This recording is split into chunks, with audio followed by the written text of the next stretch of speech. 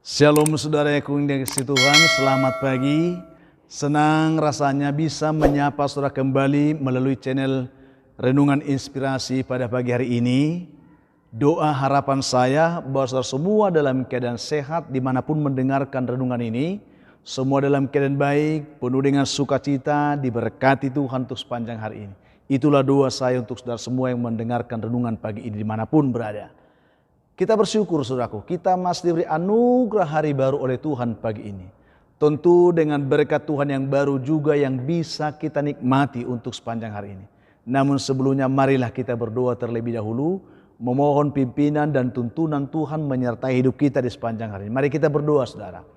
Bapa, kami menaikkan syukur kami kepadamu pada pagi hari ini. Bersyukur untuk kebaikan juga kasih setia Tuhan yang sudah menyertai dan memimpin kami sepanjang malam.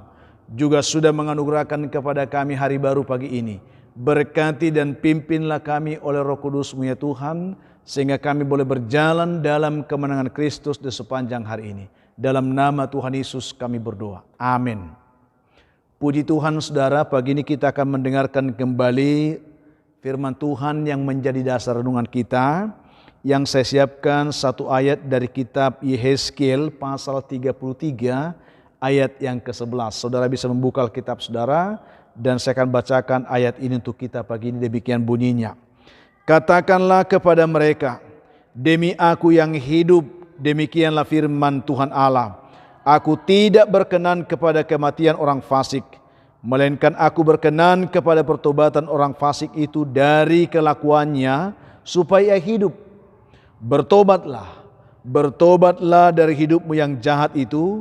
Mengapa kamu akan mati, hai kaum Israel? Luar biasa kebenaran ini bisa menyapa kita pada pagi hari ini. Mari mohon pimpinan Tuhan untuk membuka hati kita bisa memahami maksud Tuhan kepada kita lewat kebenaran firman-Nya pagi ini.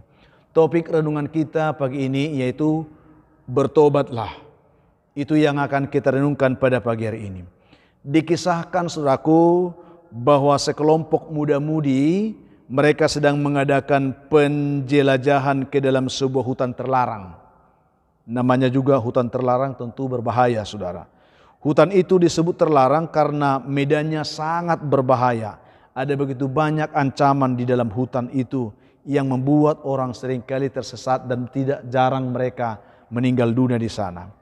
Sehingga oleh penjaga hutan itu dipasang di sana banyak tanda peringatan supaya setiap orang yang masuk ke dalam hutan tersebut mereka tidak tersesat atau mereka tidak mengalami mara bahaya di sana. Namun kelompok muda-mudi ini saudaraku, mereka tidak menghiraukan peringatan itu, dan karena memang mereka sangat bersemangat dan dengan ambisi yang begitu besar, akhirnya mereka mengabaikan, tidak mengindahkan peringatan-peringatan itu. Sekalipun pada saat itu beberapa orang termasuk penduduk setempat, juga petugas jaga di area hutan itu telah berusaha untuk mengingatkan, bahkan untuk menghentikan rencana mereka. Namun mereka tetap gigih untuk meneruskan langkah ke tujuan yang telah mereka rencanakan ke hutan itu. Dan ternyata saudaraku, memang mereka bisa tiba di tempat yang mereka tuju dengan selamat. Tidak kurang sesuatu pun dalam perjalanan. Mereka merasa senang di sana karena mereka bisa menggapai impian mereka menikmati keindahan hutan itu di tengah hutan yang lebat itu. Tetapi saudaraku yang dikasihi Tuhan Yesus Kristus, ketika mereka hendak pulang dari sana setelah mereka menikmati semua itu, mereka sungguh-sungguh kebingungan karena mereka tidak bisa lagi menemukan jalan pulang dari hutan itu.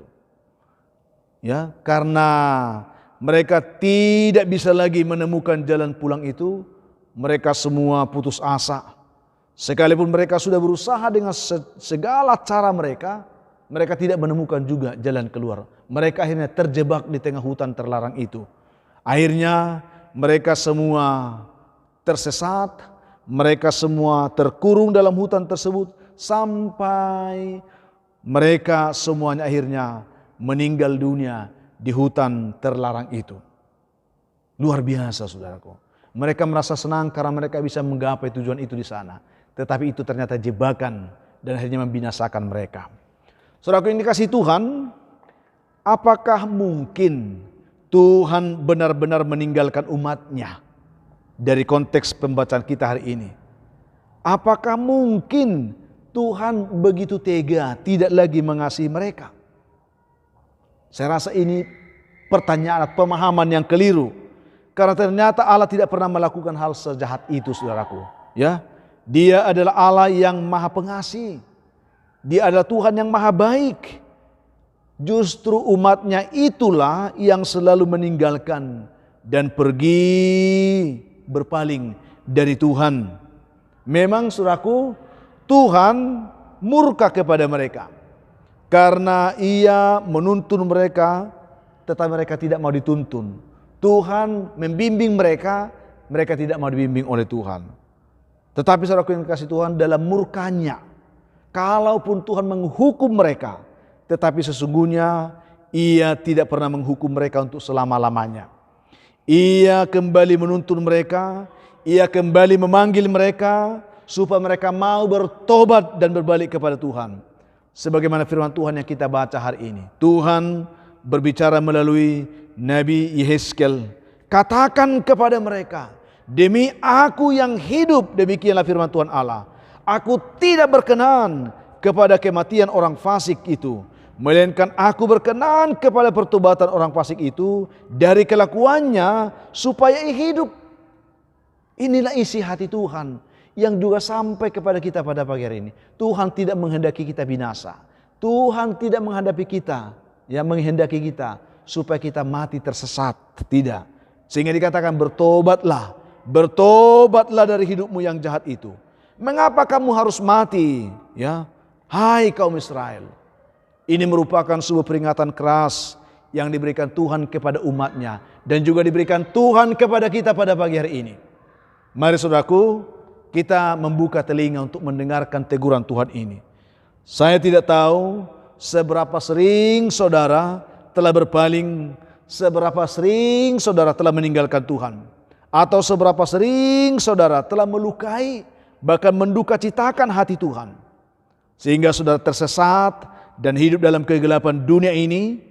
Atau mungkin saat ini saudara sedang terlena merasakan kenikmatan dunia yang sedang menjerat kehidupan saudara ke dalam kubangan lumpur dosa. Saya tidak tahu apa yang sedang saudara alami saat ini.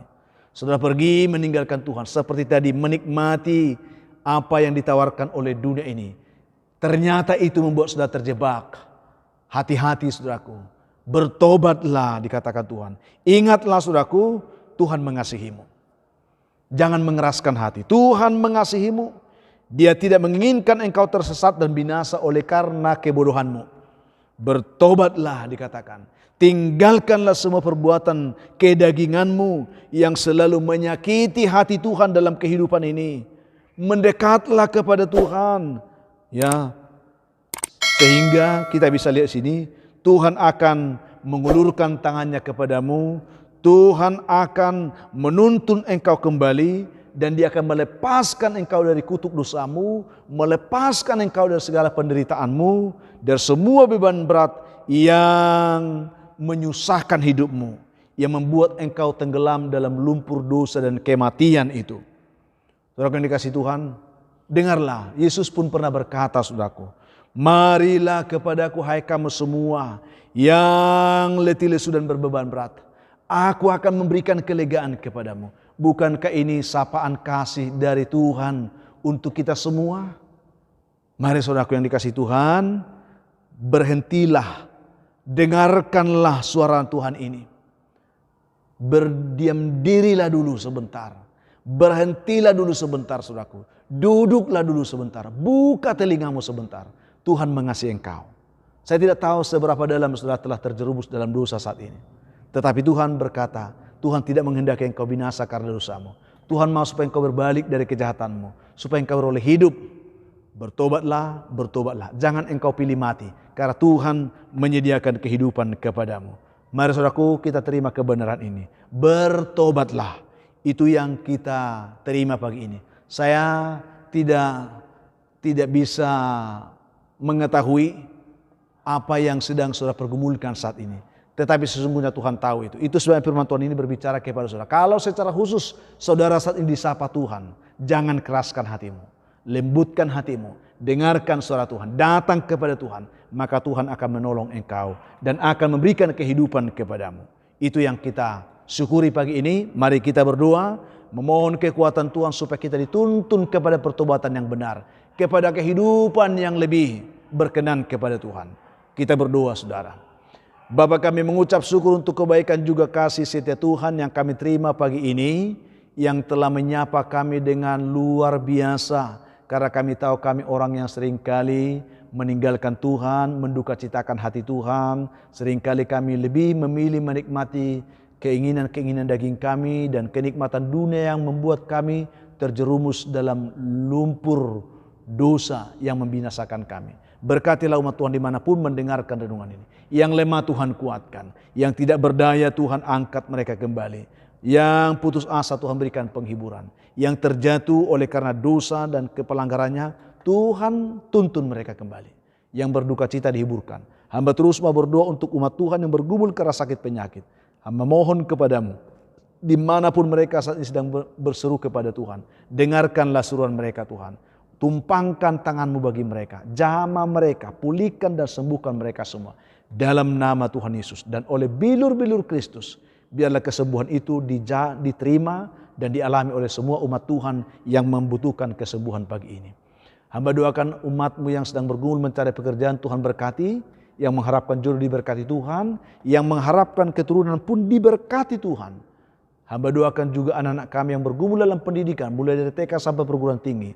Berikan mereka tetap semangat belajar yang baik untuk menghadapi semua pembelajaran mereka. Dan mereka bisa berhasil di sana. Hamba juga berdoa untuk umat Tuhan pagi ini yang bersuka cita karena mereka berulang tahun. Penuhkan sukacita mereka dan ajar mereka bersyukur karena itu anugerah Tuhan bagi hidup mereka hari ini. Itu doa hamba untuk mereka semua. Dan ada begitu banyak umat Tuhan juga pagi ini yang sedang mengalami beban dan pergumulan kehidupan yang sulit, yang berat, yang membelenggu mereka bahkan oleh kuasa setan dan kuasa gelap. Ada yang terjatuh, yang tergelincir, ada yang berkubang dalam lumpur dosa. Tuhan Yesus yang baik, ketika mereka mendengarkan renungan ini, dan ketika mereka mendengarkan doa ini, izinkan hamba mohon anugerah Tuhan memberkati mereka semua. Ulurkan tanganmu, jamah mereka, angkat mereka, pulihkan mereka, sembuhkan mereka, berikan mereka semangat dan sukacita kembali meraih berkat Tuhan dalam hidup mereka. Itulah doa kami pagi Tuhan, dalam nama Yesus kami mengucap syukur. Amin. Puji Tuhan saudaraku. Apapun keadaan hidup yang sudah hadapi hari ini, tetaplah semangat, jadilah kuat, jangan putus asa, jangan menyerah. Bersukacita senantiasa dan mengucap syukur atas segala sesuatu. Karena itu pasti dikehendaki Tuhan dari hidup saudara di hari ini. Kalau saudara mempunyai beban, pergumulan hidup yang berat, dan memang saudara rindu didoakan, hubungi kami saudaraku di nomor telepon yang tertera di layar saudara. Kami siap membantu mendukung saudara di hari ini. Itulah komitmen kami. Kalau saudara tetap mengharapkan renungan ini selalu menyapa saudara setiap pagi, dukung kami dalam pengembangannya saudara. Sebagai penyemangat bagi kami untuk tetap berkarya melakukan pelayanan ini, bagikan renungan ini kepada sebanyak mungkin orang supaya banyak orang mendengarkan firman Tuhan setiap hari. Itu yang paling utama kami harapkan. Berikan komentar yang baik di link YouTube kami supaya itu juga menjadi koreksi mungkin masukan bagi kami supaya lebih kreatif lagi dalam pengembangan pelayanan ini. Like juga subscribe bagi saudara yang belum melakukannya. Itulah harapan kami. Akhirnya saya Pendeta Linti Dongoran, pendeta di GKP Jemaat Khusus Horesan Medan, menyampaikan sampai jumpa saudaraku di kesempatan lain. Tuhan memberkati kehidupan saudara di sepanjang hari ini. Shalom.